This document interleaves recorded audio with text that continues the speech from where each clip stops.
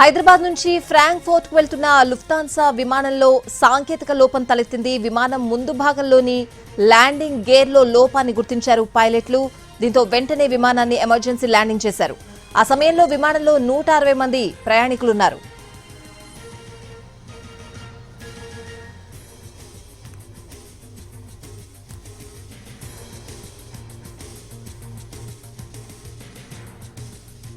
హైదరాబాద్ నుంచి ఫ్రాంక్ఫర్ట్ కు వెళ్తున్న లుఫ్తాన్సా విమానంలో సాంకేతిక లోపం తలెత్తింది. విమానం ముందు భాగంలోని ల్యాండింగ్ గేర్ లో లోపాన్ని గుర్తించారు పైలట్లు. దీంతో వెంటనే విమానాన్ని ఎమర్జెన్సీ ల్యాండింగ్ చేశారు. ఆ సమయంలో విమానంలో 160 మంది ప్రయాణికులున్నారు.